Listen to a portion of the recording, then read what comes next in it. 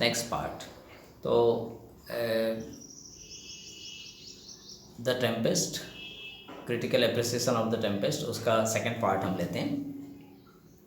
Various meanings found by critics in this play. तो आलोचकों ने इस नाटक में बहुत सारे अर्थ निकाले हैं इस नाटक के। तो वो क्या अर्थ हैं कि it is because of its manifold themes that the tempest held several meanings. The story of this play has been interpreted by critics in several ways. For instance, one critic finds forgiveness and freedom to be the keynote of the play. Another critic finds the cheerfulness in misfortune is the lesson which the play teaches. तो इसमें क्या कहते हैं कि कुछ आलोचक कहते हैं कि इसमें प्रॉस्पेरो ने अपने शत्रुओं को क्षमा कर दिया, तो क्षमा का भी एक अर्थ है इसके अंदर। और दूसरा जो है कि कैसी भी विषम स्थिति हो उसमें आदमी को खुश रहना चाहिए, क्योंकि प्रॉस्पेरो जो है वो उस आइलैंड पर अकेला और अपनी बच्ची के साथ में जो है कई साल तक रहा और फिर भी प्रसन्न रहा। तो एक सबक वो भी देता है कि कैसी भी परिस्थितियाँ हो मनुष्य खुश रह सकता है और रहना चाहिए। Another critics finds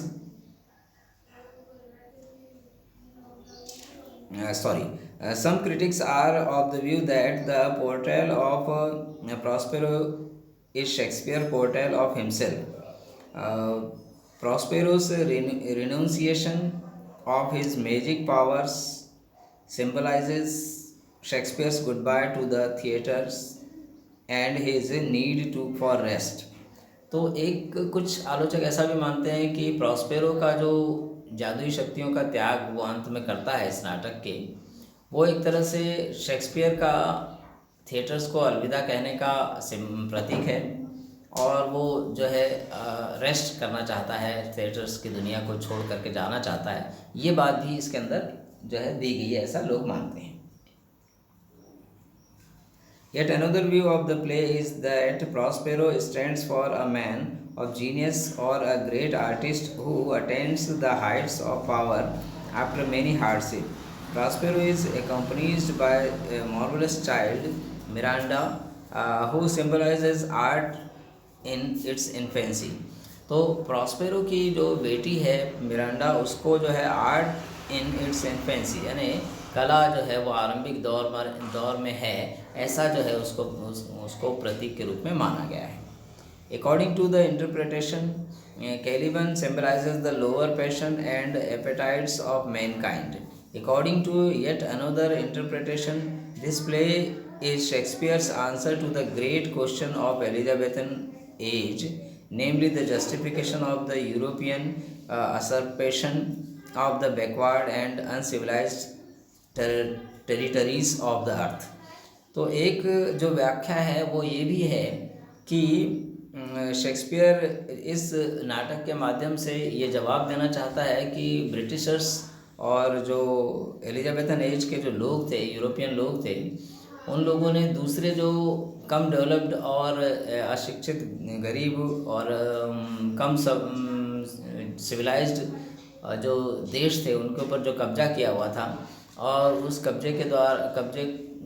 कब्जा करके उन लोगों को अपने हाथ में, उनके वहाँ के राज्य शासन का अपना नियंत्रण अपने हाथ में ले लिया था। तो उसको भी जस्टिफाई करता है ये ड्रामा, यानी ठीक मानता है, ऐसा भी लोग मानते हैं। Yet another view of the Tempest is that it offers a picture of glorious victory of the righteous human soul over all the things around it. It is a proof of the greatness of the Tempest as a work of art that so many meanings have been found in it.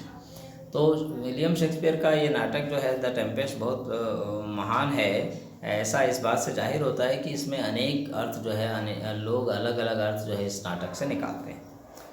और अगला point है super naturalism in this play.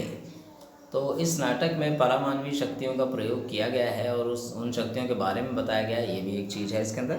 तो perhaps the most striking feature of this play is its use of supernaturalism. Magic plays a very important role here. In fact, the play would not be able to stand on its legs if magic were to be eliminated from it. यानी इस नाटक में magic या जादू या परमाणु शक्ति जो है उसको बहुत अच्छी तरह से बताया गया है उसके बारे में, और उसके बगैर जो है इस नाटक का कोई अस्तित्व नहीं रह जाएगा। तो Prospero would be reduced to a complete non-entity of if he is divested of his supernatural powers. It is by the virtue of this his supernatural powers that Prospero becomes the master of the island.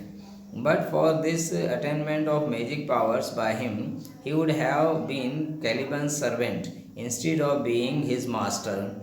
So almost every important event has been made to occur by the power of magic.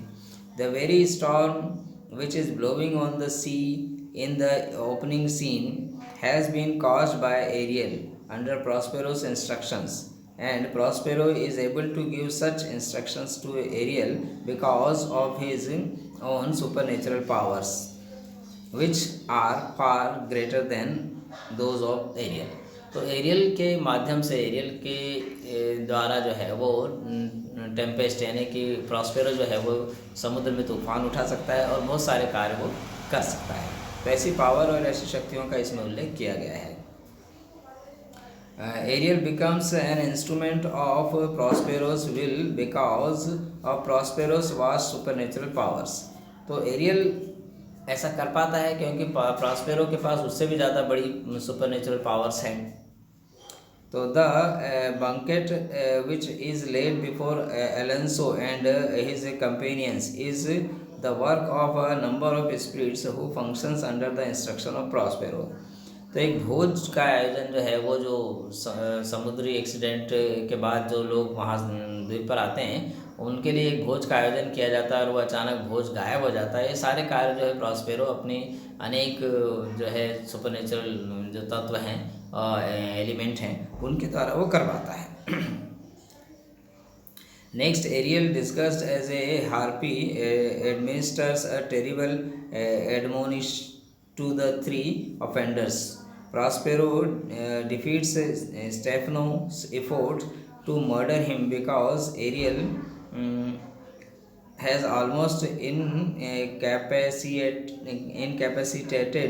Stephano and the other two evil doers, namely Caliban Trinculo, by having lured them into a stinking pond of water.